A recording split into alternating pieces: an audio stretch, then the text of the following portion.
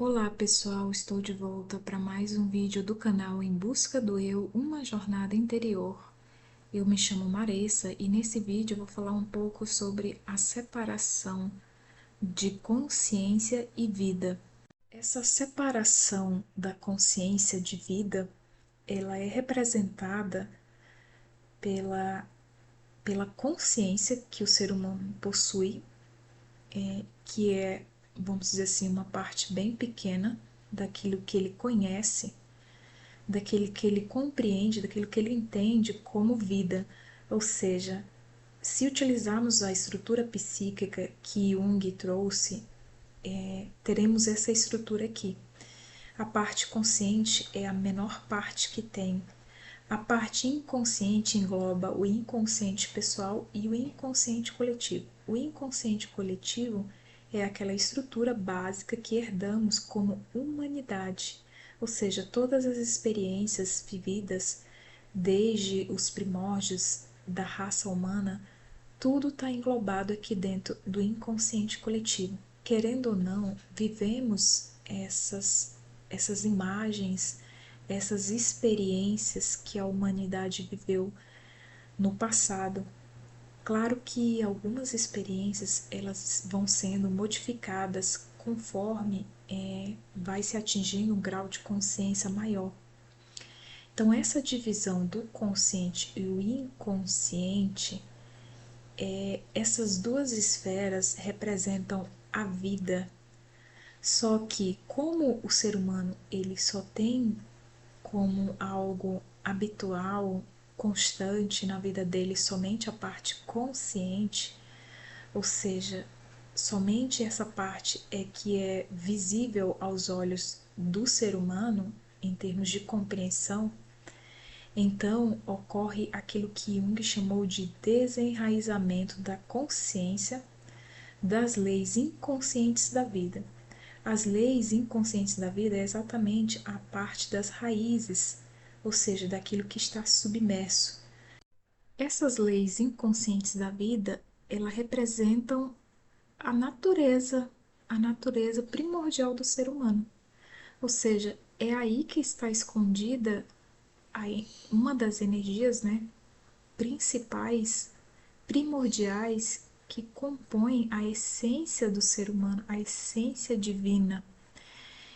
E em que pese essa natureza ela se apresentar a princípio, né, como ela se apresentou durante milênios de anos de forma muito primitiva, mas que veio a se desenvolver durante milênios e eras, essa natureza ela não pode ser deixada de lado. Ela é uma parte essencial do ser humano. Ela representa a força natural do ser humano, ou seja, algo primordial que existe dentro dele e que o envolve como um manto envolve uma criança ou como a mãe envolve o próprio filho.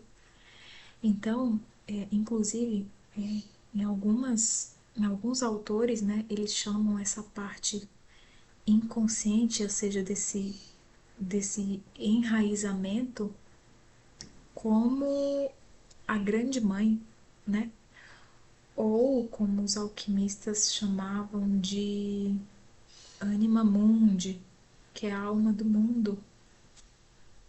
O Jung fala sobre essa separação que por milênios, né, de anos foi o que nós herdamos como humanidade, essa separação do consciente e do inconsciente. Em determinados momentos, em trechos de livros, ele comenta sobre o desenraizamento da consciência das leis inconscientes da vida. Como figura simbólica, eu trouxe essa árvore aqui, simbolizando que a parte de cima seria a consciência ou o consciente, e a parte das raízes seria exatamente as leis inconscientes da vida, ou seja, o inconsciente. Todos nós sabemos que o ser humano, ele contém dentro de si as duas forças, ou vamos dizer assim, os dois princípios primordiais, que é as duas energias Yin e Yang. Essas energias, elas não são somente representadas no aspecto físico, quanto à formulação do corpo físico do ser humano em relação à quantidade de genes em que determina se aquele ser humano ele vai ser do sexo masculino ou feminino em termos biológicos. Da mesma forma, existe também essas energias, princípio masculino e feminino, na própria estrutura psíquica do ser humano. Então, na nossa psique existe a representação dessa energia como energia psíquica masculina e como energia psíquica feminina. Isso em ambos os sexos, ou seja, dentro do homem vai existir as duas energias, psíquica feminina e psíquica masculina. Dentro da mulher a mesma coisa, vai existir a energia psíquica masculina e a energia psíquica feminina. Essas duas energias psíquicas, a princípio, elas são exatamente aquilo, o consciente e o inconsciente, que estão separados. E Jung chamou a parte inconsciente dentro da psique humana do homem, ele chamou de ânima. E no caso da mulher, ele chamou essa parte inconsciente, que é a parte submersa, a maior parte, ele chamou na mulher de ânimos. Bom, de forma geral, sabemos que a nossa cultura, a nossa sociedade, ou o patriarcado, que é a forma como a coletividade ela vem se desenvolvendo, sabemos que é aqui que é supervalorizado o aspecto da psique humana que tem a ver com o consciente, com aquilo que é racional, que pode ser expressado através de termos, vamos dizer assim, físicos, palpáveis, materiais.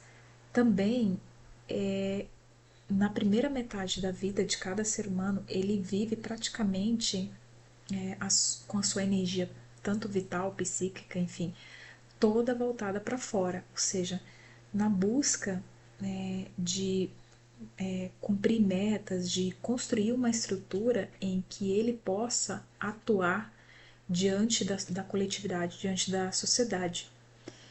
Só que essa supervalorização do lado consciente apenas, daquilo que é racional, daquilo que é palpável somente, acaba que na segunda metade da vida é como se o inconsciente, a maior parte da psique humana submersa, ela viesse a reivindicar a sua posição diante do palco da vida, ou seja, diante dessa atuação que é a vida do ser humano aqui na Terra. E ela vem cobrar porque ela faz parte da vida. Ou seja, se quisermos entender o que é a totalidade da vida ou a totalidade da psique, devemos considerar principalmente toda aquela parte submersa que é o inconsciente. E dentro dele a gente já sabe que está o inconsciente pessoal e o inconsciente coletivo. Acredito que é exatamente na segunda metade da vida que o ser humano ele passa, vamos dizer assim, a dar mais atenção, a voltar a sua energia psíquica vital para dentro de si mesmo. Nessa busca de compreender, de entender e unir essas duas esferas que é o consciente e o inconsciente, que é uma das metas da própria alquimia em si, né? O que a alquimia falava sobre a união dos opostos, é essa união que eles tentavam explicar, demonstrar através das projeções dos elementos químicos. Bom, aqui a gente sabe que essa imagem ela é bastante difundida, divulgada, que representa o inconsciente, é a parte maior, é a parte submersa, onde se encontram os complexos, que são aglomerados de energias psíquicas em que o ser humano meio que viveu essa experiência, alguma situação de experiência humana, e essa experiência ela não foi assimilada, ou ela não foi compreendida, ou ela foi envolvida com muita carga emocional. São exemplos os traumas, né? As sombras, e aqui tem também as crenças limitantes, ou seja, aquilo que o ser humano conviveu durante grande parte da sua vida e ele tem aquilo como única verdade e verdade absoluta. Então ele começa a compreender que o que ele conhecia, o que foi ensinado para ele, ou o que ele viu, ouviu e aprendeu, não é a verdade absoluta, né? Que existem, vamos dizer assim, atrás dos muros que ele criou na sua mente, na sua consciência, existe muito mais a aprender, a, a, a absorver como conhecimento, como informação de si próprio. E aqui a gente encontra também as repressões, aqui podem, por exemplo, tratar-se das repressões de instintos sexuais, daquilo que Freud falou, né? Também. Aqui encontram-se os medos, as emoções e o inconsciente coletivo, que é a parte, aquela estrutura básica que já comentamos, que é a estrutura básica herdada pela humanidade. Exatamente esses conteúdos aqui, eles se movem, ou seja, eles geram movimentos autônomos dentro da psique humana. E como é que esses movimentos autônomos eles são expressados? Através de instintos, de impulsos, de reações emotivas, reações instintivas, em que é aquela parte que eu já falei, que o ser humano fala assim, mas fulano estava fora de si, fulano, ou seja, como se uma outra personalidade assumisse o comando. É aqui que Jung fala que o ser humano acaba descobrindo que ele não é o único senhor da sua casa, ou seja, que tem conteúdos dentro dele que agem de forma inconsciente, né? E acaba que atua no palco da vida também.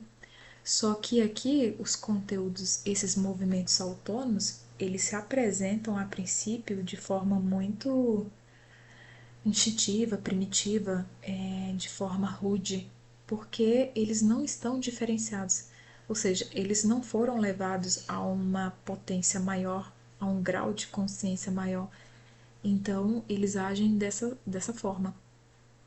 Agora, voltando ao assunto específico sobre essa parte inconsciente como arquétipos ânima e ânimos dentro do homem e da mulher, temos a seguinte situação. A ânima e o ânimos, eles são arquétipos naturais que soma satisfatoriamente todas as afirmações do inconsciente da mente primitiva. Ou seja, todas as afirmações que a mente humana, durante a sua evolução, desde os primórdios, veio vivendo, inconscientemente se encontra aí exatamente nesses dois arquétipos, ânima e ânimos. Então, esses dois arquétipos, eles são, como Jung chamou de fatores, por assim dizer, fatores da psique humana. Fatores que, querendo ou não, eles vão ser ativados, eles estão sendo ativados na coletividade em cada ser humano, em cada ser humano. Então, a priori, esses arquétipos, eles são representados, ou seja, os seus efeitos, né? O que a gente consegue ver são seus efeitos. São humores, reações, impulsos e de todas as espontaneidades psíquicas. Ou seja, a forma como essas afirmações inconscientes da mente primitiva elas se expressa ou se exterioriza na vida de cada ser humano são através desses fatores, humores, reações, impulsos e todas as espontaneidades psíquicas. Ou seja, a ânima e o ânimos, eles são algo que vivem por si mesmos e que nos fazem também viver. É como se fosse uma vida por trás da consciência. O princípio feminino no homem, que é justamente essa parte inferior, essa parte inconsciente da sua psique, ele, como ele não consegue ver, porque é uma parte inconsciente, então ele projeta isso para fora, para o seu exterior. Quando ele projeta em figuras femininas, ou seja, a mãe, a própria mãe, é o primeiro receptáculo dessa energia, dessa projeção. Já na mulher, a parte inferior dela, psíquica, inconsciente, é representada pelo princípio masculino. Então, ela vai projetar essa parte para o exterior dela em figuras masculinas. O primeiro receptáculo em que ela projeta essa energia é a figura paterna. Como já foi falado em vários vídeos e nesse aqui, tanto a ânima como o ânimos, eles são impulsos, né, dessa natureza psíquica primitiva, né, da mente primitiva, dessa estrutura psíquica que é o inconsciente coletivo e o próprio inconsciente pessoal da pessoa. Então, é como se a gente recebesse cargas de energia, energia psíquica e energia vital desse inferior nosso, desse inconsciente. E a princípio, essas cargas de energias, elas são muito confusas. Em que pese, a gente já tem um direcionamento que é a projeção. Ou seja, eu projeto a minha parte psíquica inferior em uma figura masculina. Então ali eu vou ter uma certa confusão com aquela imagem masculina. E como foi falado no outro vídeo, o primeiro receptáculo que o ser humano tem dessas projeções são as figuras parentais, ou seja, os próprios pais, né? A mãe e o pai. Bom, e aí essas energias inferiores, por assim dizer, a princípio, né? Elas se apresentam muito confusas. É praticamente o caos em si, né? Você se confunde no outro, existe a questão da participação mística, ou seja, você não consegue enxergar que esse princípio de energia que você busca no outro, que você idealiza ou enfim, ele é seu, esse princípio ele é seu. Você tem que resgatar ele para dentro de si. Só que isso, a princípio, nada é consciente, né? Você não consegue ter essa reação, essa atitude de voltar-se para dentro e sim cada vez mais projetar na figura exterior. Só que tanto a ânima como o ânimos, eles guardam uma sabedoria interna. Ou seja, a princípio se apresentam como essa figura aqui, toda bagunçada, toda confusa, participação mística, você se confunde no outro, você espera que o outro dê aquilo que você acha que não tem. E só que quando você organiza, ou seja, quando esses conteúdos começam a ser, essa carga de energia da ânima e do ânimos, elas são elevadas, por assim dizer, à consciência maior, um grau de consciência elevado de compreensão, você consegue perceber exatamente a projeção, o que está acontecendo. E aí faz com que você dissolva essas projeções e essa energia volte para a origem dela, que é o centro psíquico, o seu centro psíquico, que é o seu ser, a sua essência. Mas, antes que isso aconteça, o que realmente a gente sente na prática?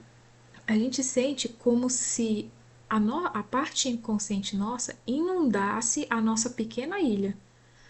Ou seja, houve um tsunami, e aqui a gente entende de tsunami como as emoções, todos aqueles conteúdos inconscientes, emoções, traumas, complexos. Quando algum daqueles conteúdos invade, ou seja, encobre a parte consciente, acontece isso aqui, né? A gente sente como se alagasse tudo e a gente não consegue diferenciar nada. É aí que vem as atitudes impulsivas, enfim. E aí é interessante porque O Jung fala sobre isso, né? Sobre essa não diferenciação. Quando esses conteúdos eles vêm para o consciente, eles vêm assim como uma forma de inundação. E aí ele fala que é necessário criar diques, que são essas separações entre a água e o seco, ou seja, entre o consciente, aquilo que tem sentido, daquilo que não tem sentido. E aí ele fala o seguinte: é justamente o que mais é inesperado, as coisas mais angustiosas e caóticas que revelam um significado profundo. E quanto mais esse sentido é conscientizado, tanto mais a alma perde seu caráter impetuoso e compulsivo. Pouco a pouco vão se criando diques contra a inundação do caos, pois o que tem sentido se separa daquilo que não tem. Quando o sentido e o não sentido não são mais idênticos, a força do caos enfraquece. Por subtração, o sentido arma-se com a força do sentido e o não sentido com a força do não sentido. Assim surge um novo cosmos. E aí, trazendo essa parte do livro que ele fala sobre esse novo cosmos, seria esse novo ser dentro do ser humano, ou seja, uma nova percepção. O ser humano renasce de si mesmo. Quando esses conteúdos, quando acontece isso, essas inundações, por exemplo, a alquimia chamava de nigredo, que é a primeira parte da fase alquímica, né? Aliás, é a primeira fase da alquimia, quando o ser humano ele entra nesse processo de desenvolver esse centro psíquico, de alargar o seu centro psíquico para que abarque não somente o consciente, mas também o inconsciente, porque a vida ela é os dois e não só um. E aí é que entra a parte mais conflituosa, porque temos que resgatar, temos que, vamos dizer assim, descer nesse nosso submundo, que é o nosso inconsciente, ver o que tem ali, tratar o que tem ali, ou seja, rever coisas do passado, coisas não muito agradáveis, dolorosas, enfim, para que a nossa consciência ela venha se alargar e venha a abarcar a vida na sua totalidade, ou aquilo que Jung chamou de self, né? Onde a, o ser humano, ele, o centro da psique dele agora não está só na parte da persona, do ego, mas sim abarca toda a vida psíquica daquele ser humano. Bom, enquanto eu estava escolhendo as imagens sobre a criação dos diques, sobre essa questão da inundação dos conteúdos inconscientes, quando eles começam a vir à tona para a superfície, eu não sei porquê, mas eu lembrei da história de Moisés, né?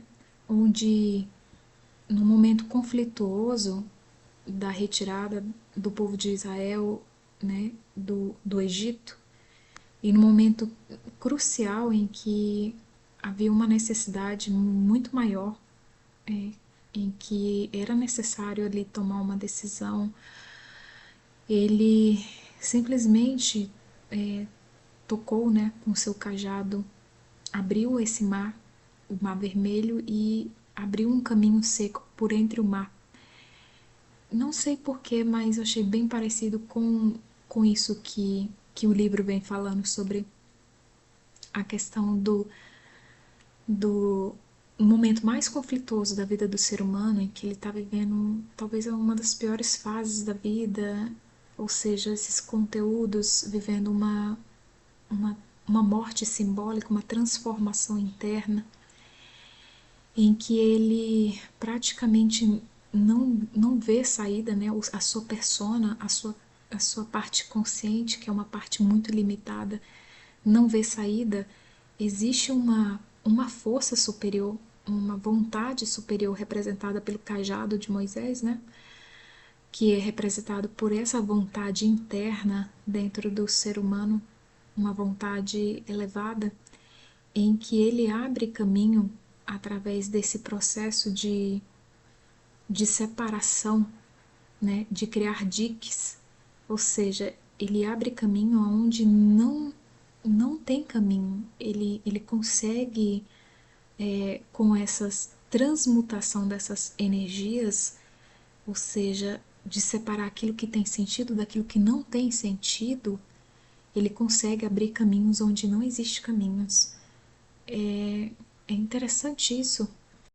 Ou seja, durante a trajetória de todo ser humano aqui na Terra em relação a essa busca do eu, esse processo de individuação que Jung tanto fala nos livros, né? Que é essa busca, né, a busca por ampliar a consciência e abarcar o seu lado luz e sombra. Quando o ser humano ele está passando por todo esse processo, ele vai se defrontando com cada vez mais com novos conflitos, ou seja, tudo aquilo que ele conhecia, que ele achava que ele conhecia e que era tido como uma verdade absoluta, ele acaba descobrindo coisas muito maiores. Ou seja, esse alargamento da consciência desse ser humano passando por esse processo faz com que ele perceba que a vida é muito mais ampla, ou seja, existe muito mais conhecimento a ser aprendido sobre si mesmo e sobre o mundo lá fora.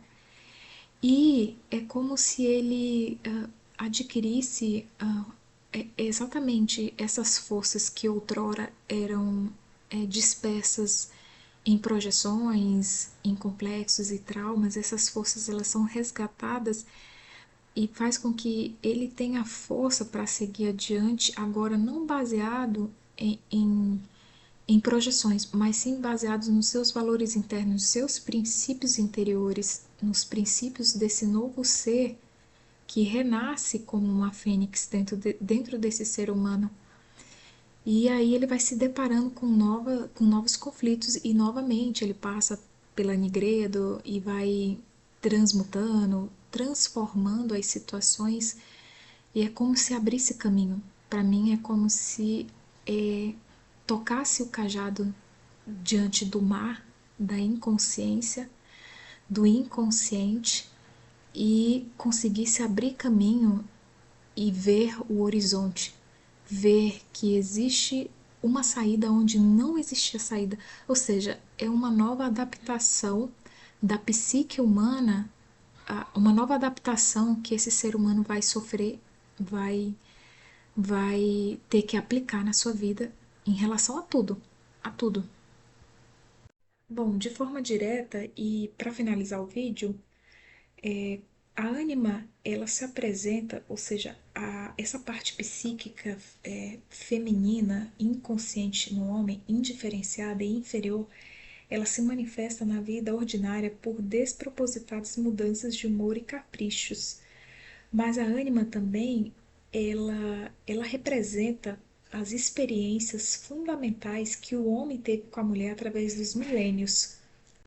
A ânima, ela é um aglomerado hereditário inconsciente de origem muito longínqua, tipo de todas as experiências da linha ancestral em relação ao ente feminino, resíduo de todas as impressões fornecidas pela mulher.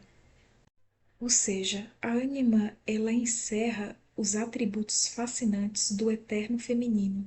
Em outras palavras, é o arquétipo feminino.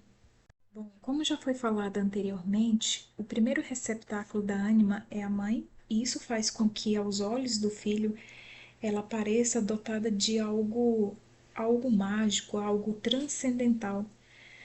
Depois, a ânima ela vai sendo transferida, por exemplo, para uma estrela de cinema, para cantora de rádio e, sobretudo, e finalmente, para a mulher com que o homem vai se relacionar amorosamente, ou seja, para sua companheira, sua parceira amorosa, provocando assim o que o livro chama de complicados enredamentos do amor e as decepções causadas pela impossibilidade de o objeto real corresponder plenamente à imagem oriunda do inconsciente.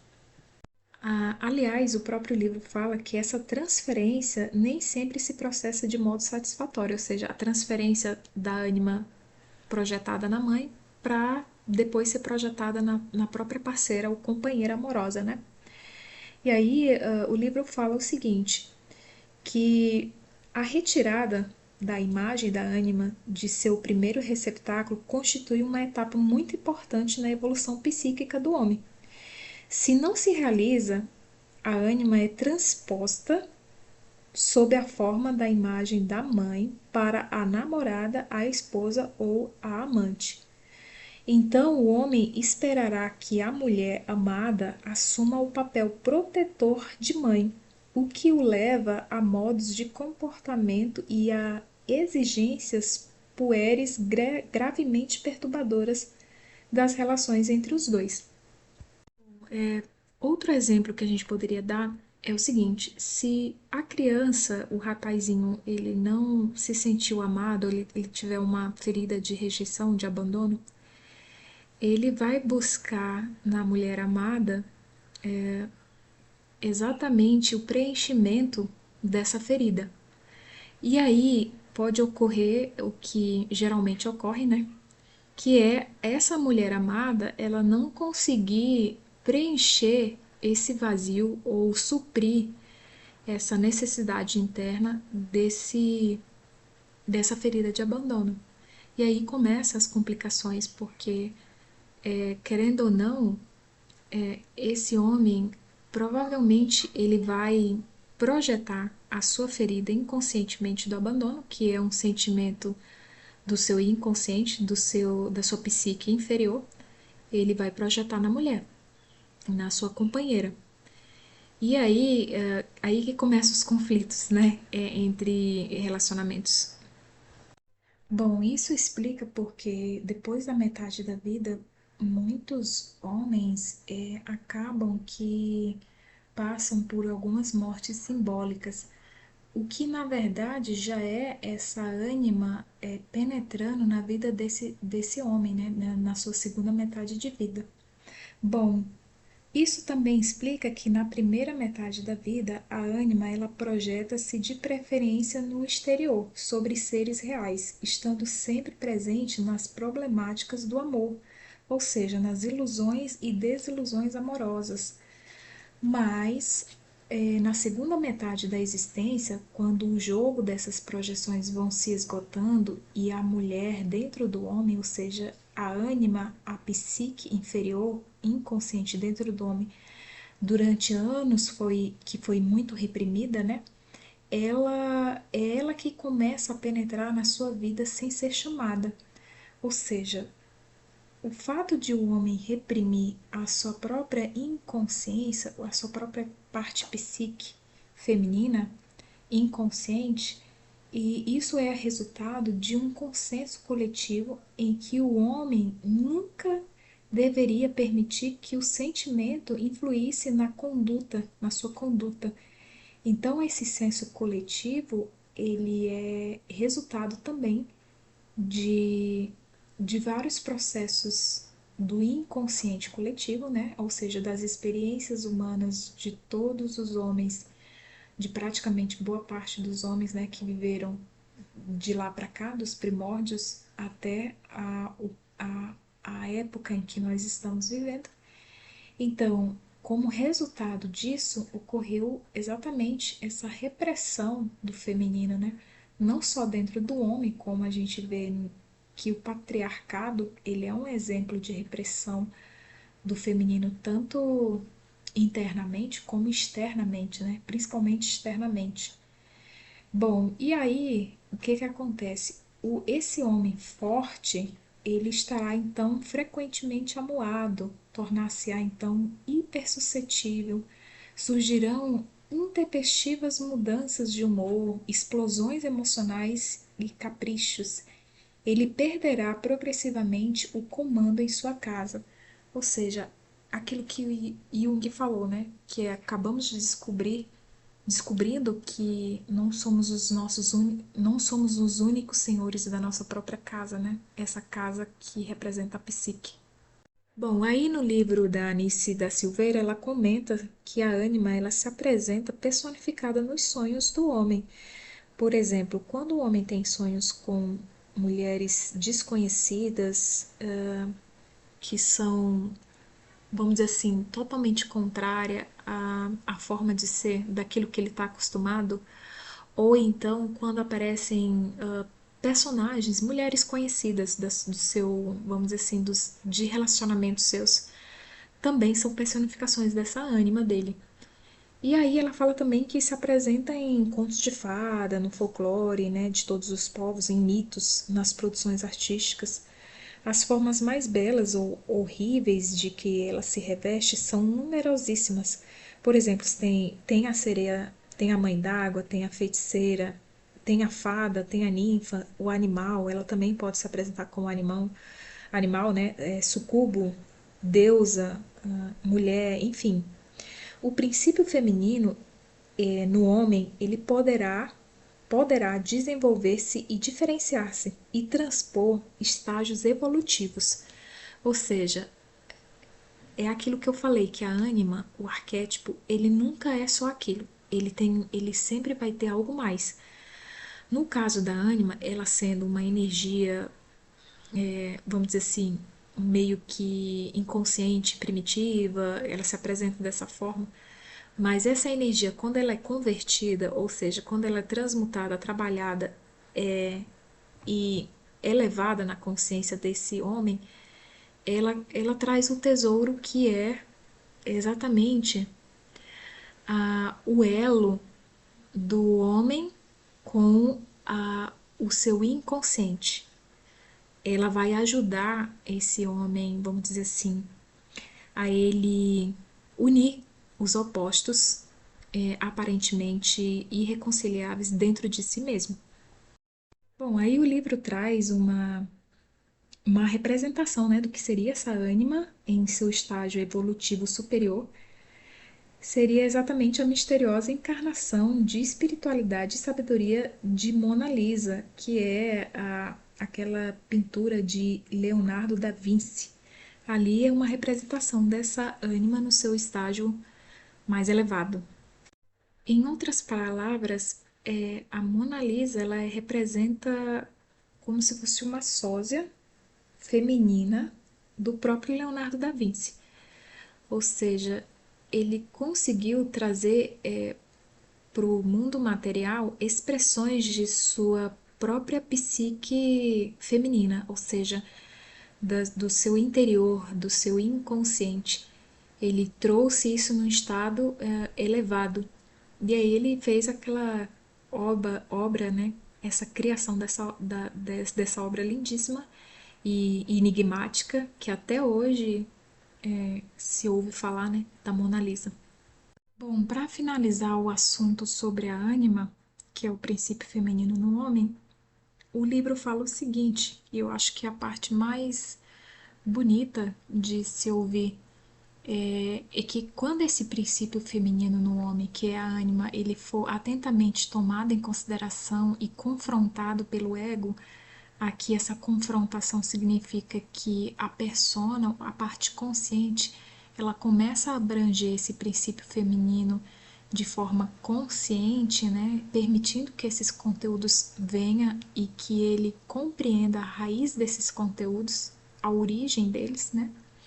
Então, esses fenômenos decorrentes de seus movimentos autônomos dissolvem-se, ou seja, as projeções da ânima, né? E os conteúdos inconscientes, que no caso são projeções, aí vem também os traumas, enfim, tudo isso, né? Tudo que está aqui na parte inferior da psique do homem. Então, esses movimentos autônomos, eles se dissolvem e as personificações também se desfazem, né? A ânima, então, ela se torna uma função psicológica da mais alta importância. Ou seja, aqui a ânima, ela assume um papel importantíssimo na vida do homem, quando ela é, ela é integrada, né? Quando ela é absorvida, integrada pelo consciente, de forma consciente, né? E E aí, o que que acontece? Ela, como essa função psicológica da mais alta importância, ela traz em si, consigo, né, a função de intermediadora, ou seja, ela traz a função de relacionamento com o mundo interior desse homem, na qualidade de intermediadora de entre o próprio consciente dele e o seu inconsciente. E na função de relacionamento desse homem com o mundo exterior, ela, ela traz uma qualidade de sentimento consciente e aceito. Ou seja, o homem não precisa reprimir esse lado sentimental dele, esse lado inferior, né? Bom, agora de forma bastante resumida, eu vou falar do ânimos, que é a masculinidade existente no psiquismo da mulher. Bom, o livro fala o seguinte, que essa masculinidade, ela é inconsciente e manifesta-se de ordinário como um intelectualismo mal diferenciado e simplista. É o caso, por exemplo, daquelas mulheres, né? O livro fala daquelas mulheres que defendem, né, com unhas e dentes, algumas opiniões convencionais que, na verdade, essas opiniões, elas não resistem a um exame lógico, mas que nem por isso mesmo essas mulheres, elas deixam de teimosamente, né, defender essas ideias, esses argumentos como, como ideias, argumentos acirrados. Então, é como se aqui a mulher ela colocasse uma carga emocional muito grande nessa forma de racionalismo, vamos dizer assim, mal diferenciado. E o que mais me chamou a atenção em relação ao Animus é que ele se opõe à própria essência da natureza feminina, que busca, antes de tudo, o relacionamento afetivo. Ou seja, essa parte psíquica masculina dentro da mulher se opõe à sua própria natureza feminina, ou seja, à natureza feminina da mulher. E aí aqui a gente percebe um conflito muito grande, né, dentro da mulher. E aí o livro fala o seguinte, que essa hipertrofia dessa parte, vamos dizer assim, psíquica inferior, que é o ânimos, né? Essa hipertrofia, ela resulta em um humor querelante, em quebra de laços de amor. E aí, a questão também que o livro fala é que esse ânimos, ele condensa todas as experiências que a mulher vivenciou nos seus encontros com o homem no curso dos milênios. Ou seja, aqui entra a questão novamente das imagens primordiais, né? Ou seja, do inconsciente coletivo, a forma como as mulheres antigamente eram tratadas, elas se relacionavam, né, com o homem. E aí é a partir desse imenso material inconsciente que é modelada a imagem do homem que a mulher procura.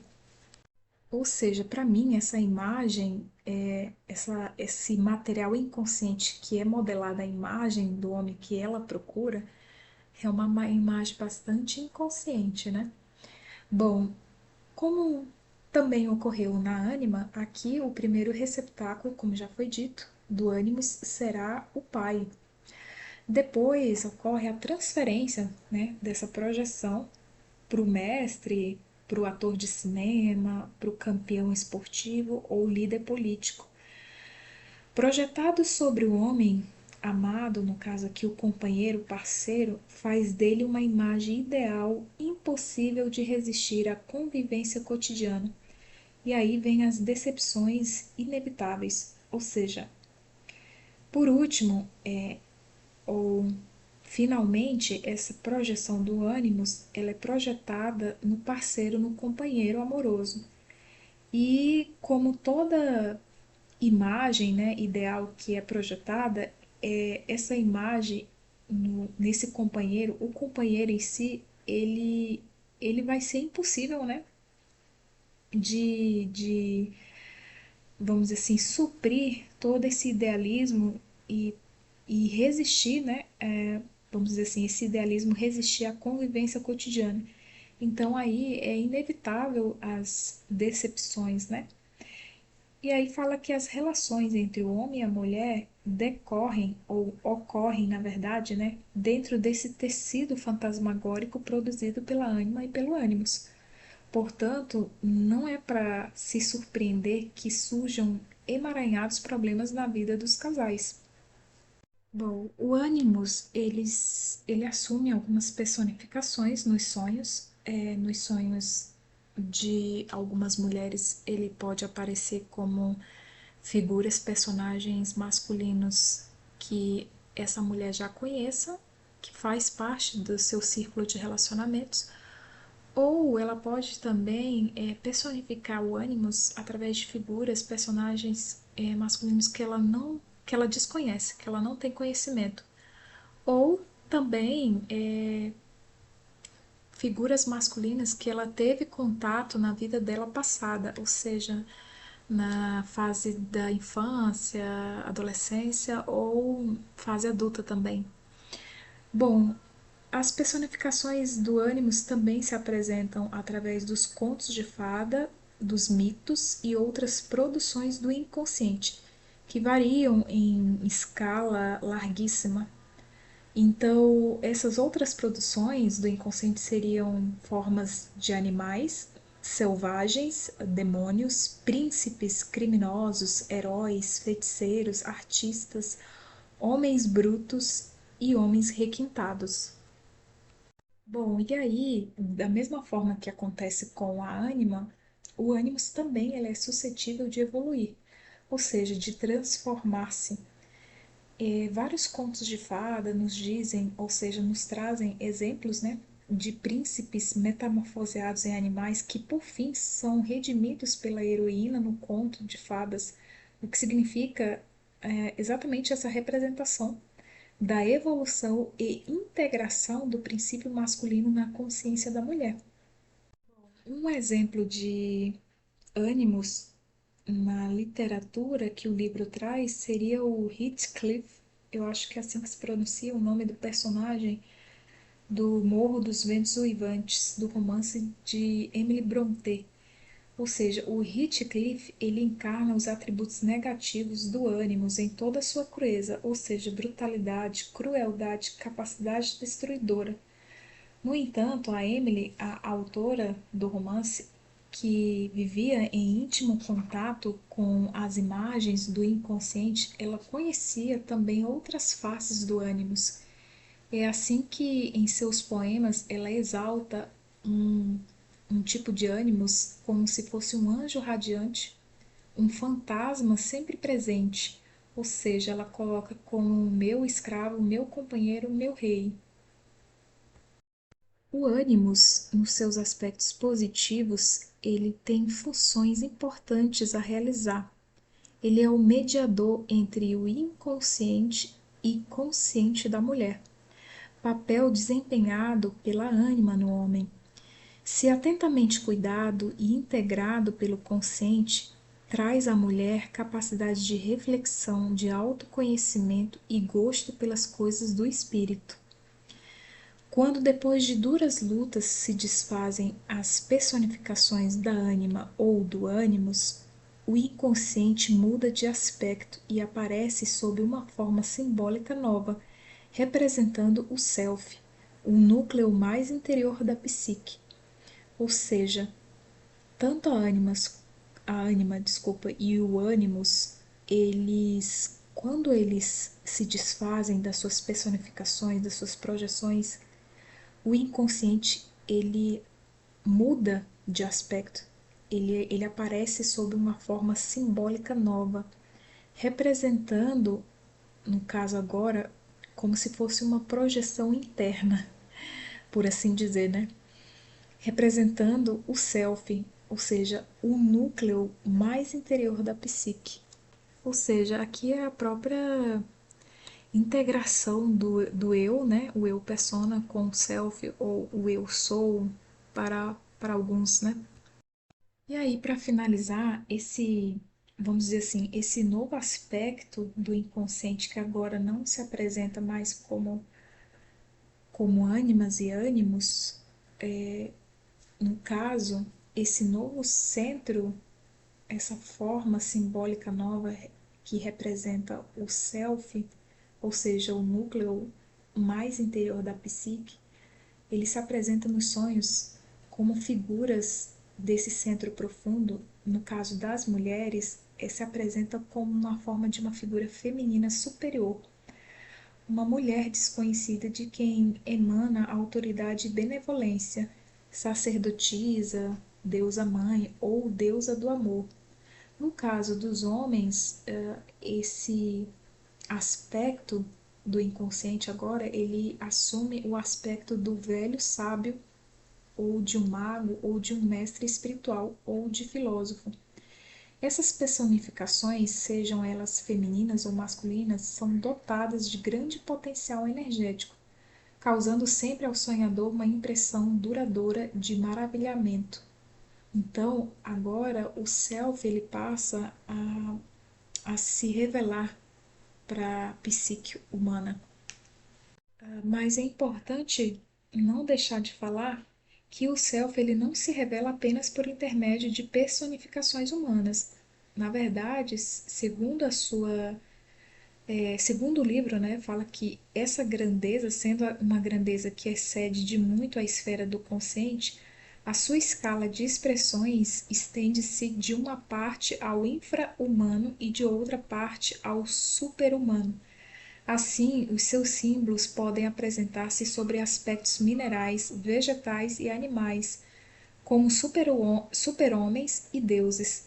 Ou seja, o aspecto do self, o que dá a entender é que ele se apresenta agora de forma, vamos dizer assim, que ele engloba tanto o aspecto inferior como o aspecto superior. Então, ele pode tanto se apresentar em forma de aspectos inferiores minerais, vegetais e animais, como aspectos superiores, super-homens e deuses, e também sob formas abstratas.